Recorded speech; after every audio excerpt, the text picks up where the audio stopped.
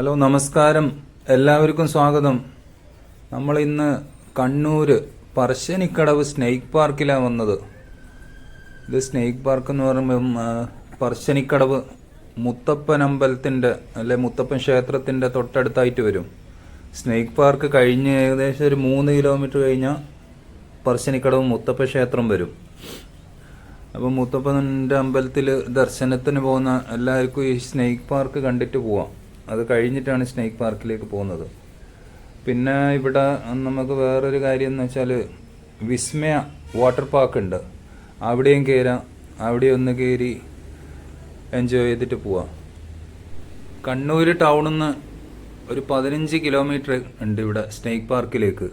Direct bus ഉണ്ട് കണ്ണൂർ ടൗണിൽ നിന്ന് കണ്ണൂർ പുതിയ സ്റ്റാൻഡിൽ നിന്ന് പറശ്ശിനിക്കടവിലേക്ക് പോകുന്ന ബസ് പിടിച്ചാൽ നമുക്ക് വഴിക്ക് സ്നേക്ക് പാർക്കിലേക്ക് ഇറങ്ങാം. ഇവിടെ വന്നു കഴിഞ്ഞാൽ ഇവിടെ ഫസ്റ്റ് തന്നെ ഇപ്പം കാണുന്നില്ലേ, കയറുമ്പം ഒരു എക്വേറിയാണ് ഇവിടെ. അപ്പോൾ എക്വേറിയം എന്ന് പറയുമ്പോൾ അതിൻ്റെ ഉള്ളിൽ കുറേ എക്വേറിയം ഉണ്ട്. ചെറിയ ചെറിയ എക്വേറിയമായിട്ട് കുറേ ഉണ്ട്. അതിൽ ഫസ്റ്റ് തന്നെ ഈ ചെറിയ ചെറിയ ഈ മീനുകളെ ഒരു ഷോവാണ്.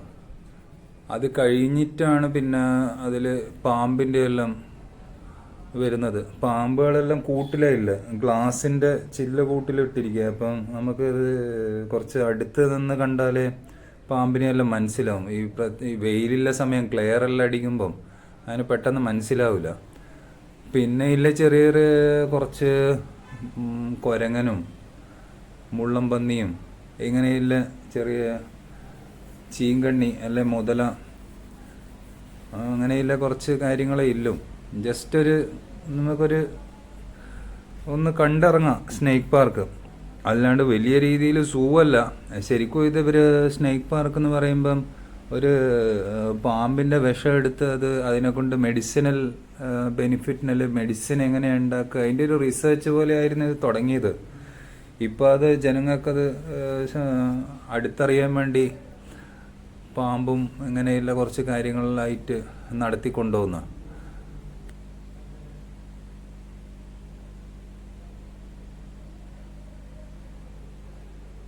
ഇപ്പോൾ ഈ കാണുന്നതെല്ലാം എക്വേറിയങ്ങളാണ്.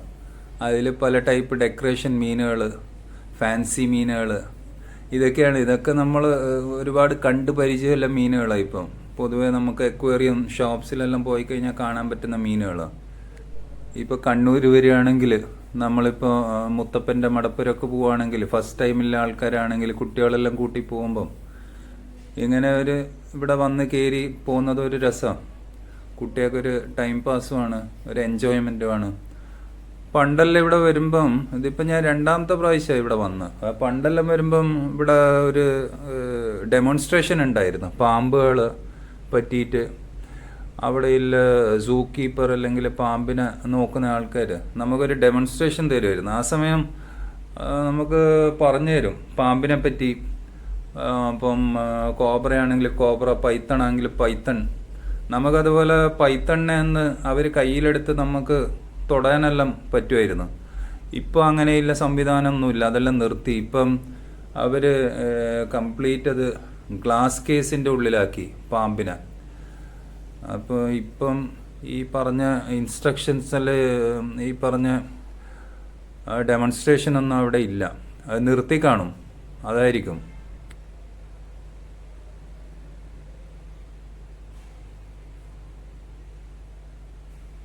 മീനുകൾ കുറച്ചുണ്ട് കാണാൻ.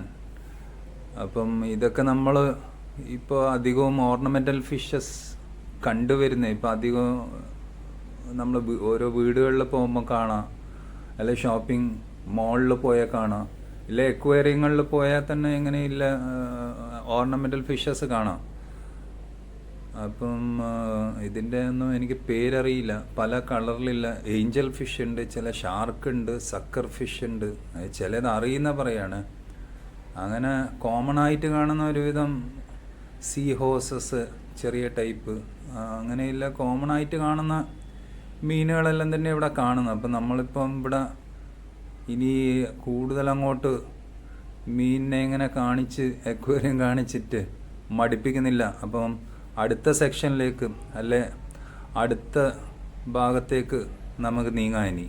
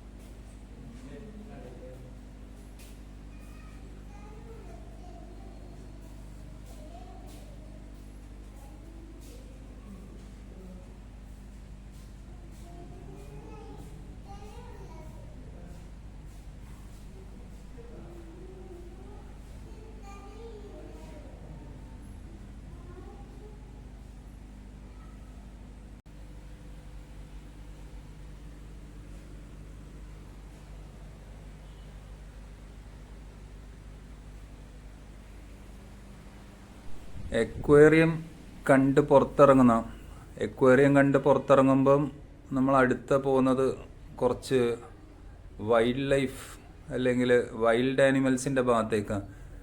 അപ്പോൾ ഈ പറഞ്ഞ പോലെ വൈൽഡ് ആനിമൽസിനെ ഇവർ വെച്ചിരിക്കുന്നത് കൂട്ടിലാണ് അല്ലെ കേജിൽ.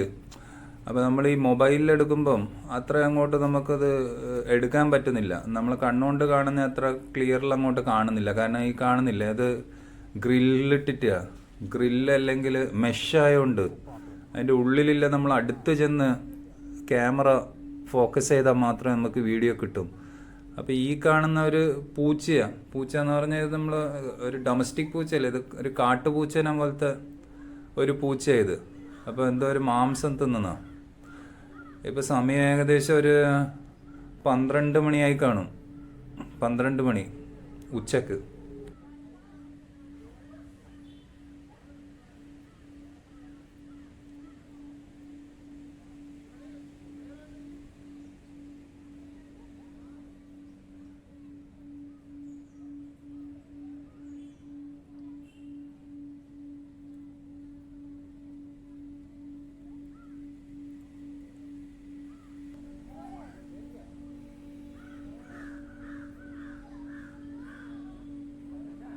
ഇപ്പം ഇവിടെ ഈ വെട്ടിയിട്ട മരത്തിൻ്റെ ബാക്കിലായി കാണുന്ന മുള്ളം പന്നി അല്ലെ പോർക്കിപ്പൈൻ, ഇതിപ്പോൾ കോമൺ ആയിട്ട് നമ്മളെ നാടുകളിലെല്ലാം ഇപ്പം കാണുന്ന സാധനമാണ് ഈ മുള്ളം പന്നിയല്ലേ. രാത്രി ഒരു 10-11 മണി ആളനക്കം കുറയുമ്പം, ഒച്ചയും ബഹളവും വണ്ടീൻ്റെ വെളിച്ചെല്ലാം കുറയുമ്പം ഇതിപ്പം മുള്ളം പന്നി കുറച്ച് വർഷങ്ങളായിട്ട് കണ്ടുവരുന്നേ.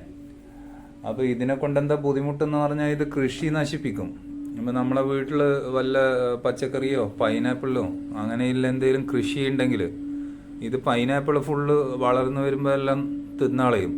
അതുപോലെ ഭൂമീൻ്റെ അടിയിലില്ല എന്തെങ്കിലും സാധനങ്ങളെല്ലാം മാന്തിയെടുത്തെല്ലാം തിന്ന് ചീത്തയാക്കി കളയും. പിന്നെ ഒരു കോമൺ ആയിട്ട് കണ്ടുവരുന്ന ഈ ബംഗാൾ മോണിറ്റർ എന്ന് പറയുന്ന ഈ സാധനം, ഉടുമ്പ് ഇപ്പോൾ ഈ കോമൺ ആയിട്ട് നമ്മളെ നാട്ടിലെല്ലാം കാണാം. ഒന്നാമത് ഈ കാട് പിടിച്ചിരിക്കുന്ന ചെടിയും വള്ളിയെല്ലാം പടർന്ന് ആളനക്കോ ഇല്ല, തീരെ ഉപയോഗശൂന്യമായ പറമ്പെല്ലാം ഉണ്ടല്ലോ, അവിടെയെല്ലാം ഈ ഉടുമ്പിങ്ങനെ താമസമുണ്ട്. അപ്പം വീടിൻ്റെ മുറ്റത്തെല്ലാം ചില സമയങ്ങളിലെല്ലാം ഈ ഉടുമ്പിനെ കാണാം. അങ്ങനെ വേറെ ഒരു ബുദ്ധിമുട്ടൊന്നുമില്ല ഇതിനെക്കൊണ്ട്. മനുഷ്യനെ അങ്ങനെ വേറെ പ്രത്യേകിച്ച് ബുദ്ധിമുട്ടൊന്നും ചെയ്യല്ല. ഇപ്പോൾ ഉടുമ്പ് നമ്മളെ നാട്ടിലെല്ലാം കാണാം, ഉടുമ്പും ഈ മുള്ളം പന്നിയല്ല. പക്ഷേ ഇതിനെയൊന്നും ഉപദ്രവിക്കരുത്, ഒന്നും ചെയ്യരുത്. കാരണം എന്തെങ്കിലും ചെയ്ത് ഫോറസ്റ്റുകാർ അറിഞ്ഞു കഴിഞ്ഞാൽ കേസ് എടുക്കേണ്ട വകുപ്പ് വരെയുണ്ട്. വൈൽഡ് ലൈഫ് ആക്ട് പ്രകാരം കേസ് വരെ എടുക്കാം, അല്ലെ ഫൈനെങ്കിലും വരും. അതുകൊണ്ട് അതിനെല്ലാം വെറുതെ വിടുക.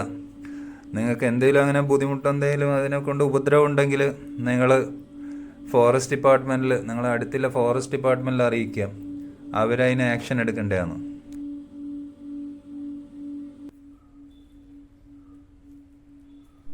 ഈ കാണുന്നത് ഓസ്ട്രിച്ച്, ആ ടൈപ്പ് ഒരു, ഇനി എമു ആണോന്നും അറിയില്ല, ഓസ്ട്രിച്ച് എമു ആ ടൈപ്പ് ഒരു പക്ഷിയാണ് ഇത് പുറത്തുള്ള പക്ഷിയാണ്. പക്ഷേ ഇത് ഇന്ത്യയിൽ ബ്രീഡ് ചെയ്ത ടൈപ്പ് പക്ഷിയാണോന്നും അറിയില്ല.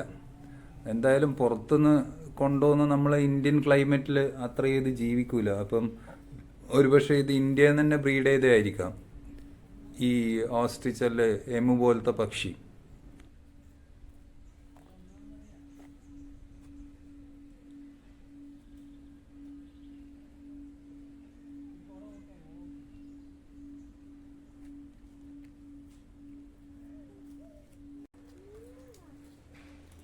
ഇത് കോമൺ ആയിട്ട് കാണുന്ന ഈഗിൾ, കടലിൻ്റെ മുകളിലെല്ലാം ആകാശത്ത് പറന്ന് കളിക്കുന്ന ഈഗിൾ.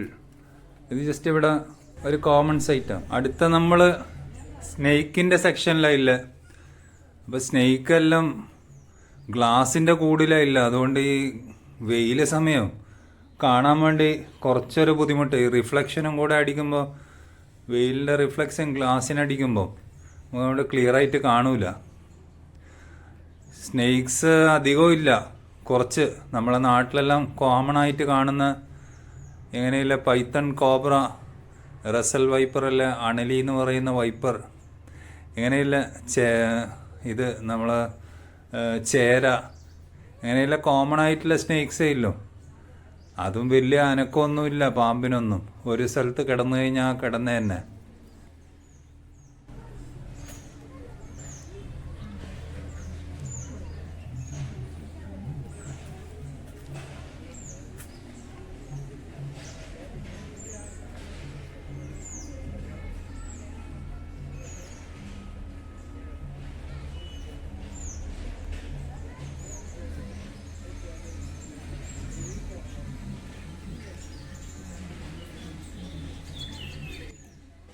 ഞാൻ പറഞ്ഞില്ലേ ഗ്ലാസ്സിൽ റിഫ്ലക്ഷൻ ഇല്ലോണ്ട്. ഇതിപ്പോൾ നമ്മൾ ക്യാമറ വെച്ച് സൂം ചെയ്തോണ്ടാണ് അത് ഉള്ളോട്ട് നല്ലോണം കാണുന്നത്. ഇപ്പോൾ ഈ പൈത്തണ് നമ്മളവിടെ ഈ ഗ്ലാസ് കോഡിൻ്റെ ബാക്കിൽ നിൽക്കുകയാണെങ്കിൽ തല കുറച്ച് അടുത്തോട്ടിട്ട് ഗ്ലാസ്സിന് ചേർത്ത് പിടിച്ച് നോക്കിയാലേ ഇത് കാണും. അല്ലെങ്കിൽ ഈ വെയിലിൻ്റെ റിഫ്ലക്ഷൻ അടിച്ച് അധികം ഒന്നും കാണൂല.